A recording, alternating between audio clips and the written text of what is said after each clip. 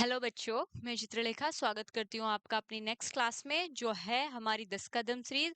और इसमें आज हम हिस्ट्री की एंशियंट इंडियन एम्पायर की कुछ मोस्ट इम्पोर्टेंट टेंस क्वेश्चन को पढ़ेंगे। आई होप आपको आंसर उनको पता हो। अगर नहीं पता है तो देखते रहिए हमारी क्लासेस और फॉलो करते रहिए हमारा चैनल। तो चलिए स्टार्ट करते हैं। हमारा फर्स्ट क्वेश्चन है, which South Indian empire is known for its contribution to literature, art, architecture, including the construction of the famous Brihadeshwara temple.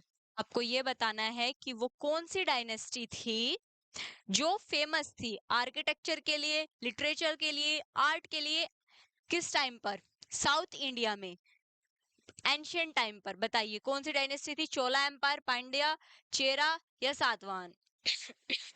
Answer बताइए इसका। तो इसका आंसर है चोला डायनेस्टी। आई होप इसका आंसर आपको इसलिए भी याद रहना चाहिए, जो हमारा बृहदेश्वर टेम्पल है वो राजा राज चोल फर्स्ट ने बनवाया था। And next question, which ruler is considered the greatest king of Chola Empire, known for his naval conquests and diplomatic relation with Southeast Asia? Chola empire का वो कौन सा रूलर था जिसने साउथ ईस्ट एशिया के साथ डिप्लोमेटिक रिलेशन बनाए और युद्ध के लिए जो जाना जाता था, जो बहुत युद्ध करता था नेवी को लेकर? तो कौन था? राजा राज चोला फर्स्ट, राजेंद्र चोला फर्स्ट, करिकालर चोला या प्राकांता चोला फर्स्ट? बताइए। तो इसका जो आंसर है वो है राजेंद्र चोला फर्स्ट। बेसिकली इनके लिए कहावत भी है कि जो हमारा साउथ ईस्ट एशिया है वहां के किसी राजा ने एक बार बोल दिया कि हम तो नहीं जानते कौन राजेंद्र चोल, अगर इतनी हिम्मत है तो हमें बताए आके। इतना ही कहा था। और ये कहानी किसी शायद चाइनीज ने आके इनके दरबार में बता दी कि आपके बारे में किसी ने ऐसा ऐसा बोला है। वहीं जाके थूर के आए थे उन्हें, वहीं जाकर उनको झापड़ लगा के आए थे और उनको तब एहसास हुआ था कि कितने पावरफुल है। तो समझ सकते हैं कि उस टाइम पर हमारी चोला डायनेस्टी कितनी पावरफुल थी। तो चलिए नेक्स्ट क्वेश्चन पर, which south Indian kingdom was renowned for its maritime trade and controlled ports along the western and eastern coast of Indian subcontinent? आपको ये बताना है कि कौन सा वो एम्पायर था इनमें से जो हमारी वेस्टर्न कोस्ट और ईस्टर्न कोस्ट के जो पोर्ट्स हैं और जो बाउंड्री लाइन है वहां को होल्ड करता था। कौन सा साम्राज्य था ऐसा? आई होप अगर मैं मैप बना दूं तो आप आंसर बता दें। चलिए बताइए, ये किस डायनेस्टी का एरिया था? ये था चोला डायनेस्टी का।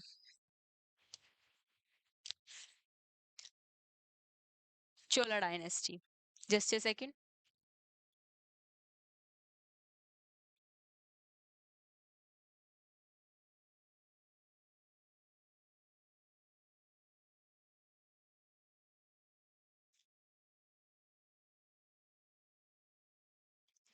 तो चलते हैं नेक्स्ट क्वेश्चन पर। हमारा नेक्स्ट क्वेश्चन है, the Sangam literature composed in ancient Tamil provides insight into the culture, society and governance of which South Indian dynasty? अब देखो, हमारा सबसे बड़ा तमिल में एंशियंट टाइम का एक साहित्य मिलता है, संगम लिटरेचर, संगम साहित्य।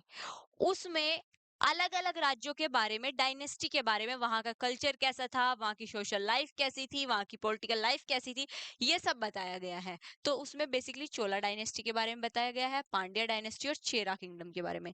अगर चारों ये ऑप्शन में आए और वहां पर नोट लिखा है तो सातवाहन आंसर। अगर ये तीनों आए तो इनमें से अगर स्पेसिफिक एक को छांटना होगा ना तो चोला एम्पायर करिएगा। और अगर ये तीनों आए किसी ऑप्शन में, सपोज करो 1 2 3 इंक्लूड करके आए, तो ये तीनों ही आंसर होंगे, याद रखिएगा। Next question, the Pandya dynasty is associated with which famous Tamil epic depicting the legendary Chola Pandya Chera wars? इन तीन डायनेस्टी का एक वॉर हुआ था, ये बताना है वो कौन से साहित्य में, तमिल एपिक में दिया गया है। वो बेसिकली दिया गया है सिलप्पा दिकरम में। ये बेसिकली ये ऑप्शंस गलत थे, इसका आंसर है सिलप्पा दिकलम। यानी सिलप्पा दिकरम क्या है? एक फेमस एपिक बुक है, एक तरीके से जैसे साहित्य संगम साहित्य है, इसी तरह ये बुक है जिसमें ये वॉर के बारे में डिस्क्राइब किया हुआ है, ये याद रखिएगा। Next, the Chera kingdom located predominantly in modern day Kerala. जो चेरा किंगडम था वो प्रेजेंट टाइम में कहां पर है? केरला स्टेट में, यानी एंशिएंट टाइम में, जहां पे आज के टाइम में केरला है, वहां पर किसी समय पर चेरा डायनेस्टी रही होगी। अब बताया है कि was renowned for its production and trade. वो किस चीज के प्रोडक्शन और ट्रेड के लिए जाना जाता था? स्पाइस, सिल्क, गोल्ड या कॉटन? आई होप आपको इसका आंसर पता हो। स्पाइसेस के लिए। आज भी केरल स्पेशल स्पाइसेस के लिए जानी जाती है।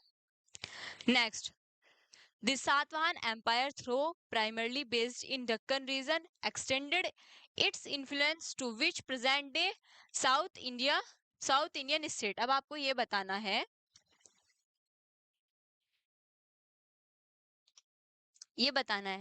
कि जो सातवाहन एम्पायर था वो बेसिकली इन चारों राज्यों में से कौन से राज्य में स्थित था, बेसिकली ये बताना है आपको।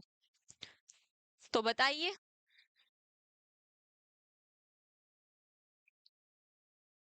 देखो, जो सातवाहन डायनेस्टी थी वो कुछ इस तरीके से फैली हुई थी, ठीक है।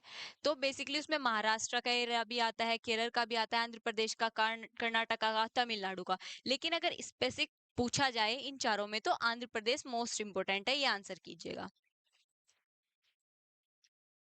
Next question, which south Indian dynasty is credit with the development of the Dravidian style of architecture characterized by intricately carved temples with pyramid shaped towards gopurams? अब देखो, इसमें कहा गया है कि जो साउथ इंडियन स्टाइल में जो टेम्पल बनाए जाते हैं जिसमें पिरामिड के आकार के टेम्पल्स की जो ऊपर होती है वो इस तरीके से ट्रायंगल शेप में होती है, वो बताना है वो किस डायनेस्टी की या किस एम्पायर की देन है, ये बताना है। चोला एम्पायर की, पांड्या डायनेस्टी की, चेरा की या पल्लवा की? बताइए, आंसर बताइए क्या है इसका। तो इसका आंसर है चोला एम्पायर। आई होप आपको याद भी हो कि चोला एम्पायर में ही टेम्पल्स बन रहे थे साउथ इंडिया में। बृहदेश्वर टेम्पल वहीं की देन है। The decline of which south Indian empire paved the way of the rise of the Vijayanagara empire? 14th century में जब विजयनगर एम्पायर आया तब कौन से राज्य का इनमें से क्या हुआ था? मतलब वो एक तरीके से डिक्लाइन हुआ था उस राज्य का। बताइए, चोला एम्पायर का, पांड्या का, चेरा का, काकतिया का या होयसाला एम्पायर का? तो इसका आंसर है होयसाला एम्पायर।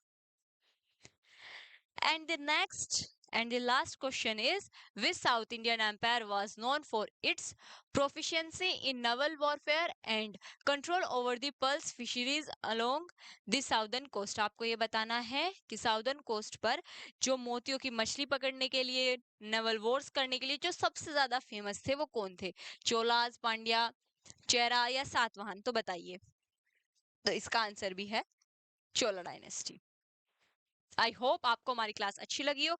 तो देखते रहिए हमारी ये सीरीज और अपने आप को टेस्ट करते रहिए और इसी के साथ साथ अपनी पढ़ाई अच्छे से कीजिए, रिवीजन भी कीजिए। तो चलिए मिलते हैं नेक्स्ट क्लास में, तब तक के लिए धन्यवाद।